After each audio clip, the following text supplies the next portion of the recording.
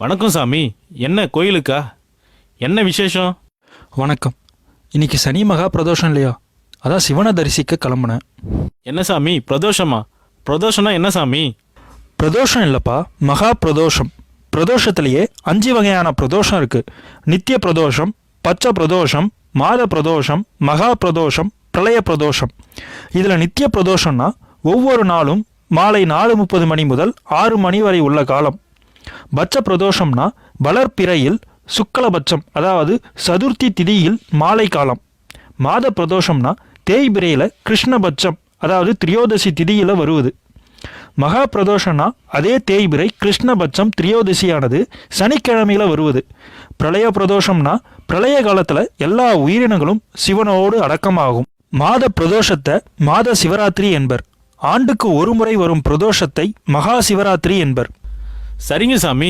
சதுர்த்தி, திரியோதசின்னு 2-3 திதியை சொன்னீங்களே சாமி, மொத்தம் எத்தனை திதி இருக்கு? முக்கியமாக பிரதோஷம் எந்த திதியில் வருது? கொஞ்சம் விளக்கமாக சொல்லுங்க சாமி. வளர்பிறை, தேய்பிறை என்ற 2 வச்சங்களிலும் பிரதோஷம் திரியோதசி திதி என்று வருகிறது. திதிகள் மொத்தம் 15. அவை பிரதமை, துதியை, திருதியை, சதுர்த்தி, பஞ்சமி, சஷ்டி, சப்தமி, அஷ்டமி, நவமி, தசமி, ஏகாதசி, துவாதசி, திரியோதசி, சதுர்தசி, பௌர்ணமி அல்லது அமாவாசை. இதில் 13ஆம் திதியான திரியோதசி அன்று பிரதோஷம் வருகிறது. சரிங்க சாமி. சிவபெருமானை பிரதோஷத்தன்று எப்படி வழிபடணும்னு கொஞ்சம் தெளிவாக சொல்லுங்க சாமி. பிரதோஷ வேளையில் சிவன் கோயில்களுக்கு சென்று சிவபெருமானை நந்திதேவரின் 2 கொம்புகளுக்கு இடையே பார்த்து வழிபட வேண்டும். இப்படி வழிபடுவதால் எல்லா பாவங்களும் நீங்கும். வறுமை, நோய், கடன் தொல்லைகளில் இருந்து விடுபடுவீர்கள். எல்லாவித பாக்கியங்களும் கிடைக்கும். ஒரு நாள் பிரதோஷம் பார்த்தால் 15 நாட்கள் கோவிலுக்கு சென்று வந்த பலன் கிடைக்கும். 11 பிரதோஷம் பார்த்தால் ஒரு கும்பாபிஷேகம் பார்த்த பலன் கிடைக்கும். 120 பிரதோஷம் பார்த்தால் அவர்களுக்கு மறுபிறவியே கிடையாது. சரிங்க சாமி. சனி பிரதோஷம்னு மிக பெருமையாக சொல்கிறாங்களே, அந்த மகா பிரதோஷத்தை பற்றி கொஞ்சம் தெளிவாக சொல்லுங்க சாமி.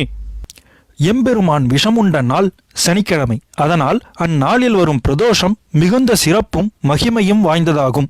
சனிக்கிழமைகளில் வரும் பிரதோஷத்தன்று உபவாசம் இருந்து பிரதோஷ வேளையில் வழிபாடு செய்வதால் 5 ஆண்டுகள் வழிபாடு செய்வதற்கு சமமாகும். மேலும் பஞ்சமா பாதங்களும் நம்மை விட்டு விலகும். சித்தம் சிவமானால் சித்திகளும் வசமாகும் என்பது பழமொழி.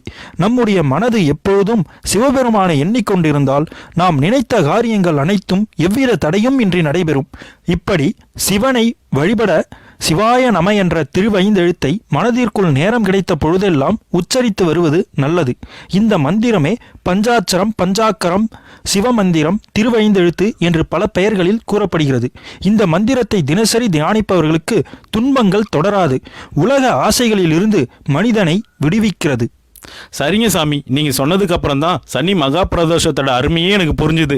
நானும் இனிமேல் பிரதோஷத்தன்று சிவனை வழிபடலாம்னு நினைக்கிறேன். ஓம் சிவாய நம, ஓம் சிவாய நம, ஓம் சிவாய நம. இன்றும் இறைப்பணியில் ராஜா ஆன்மீகம்.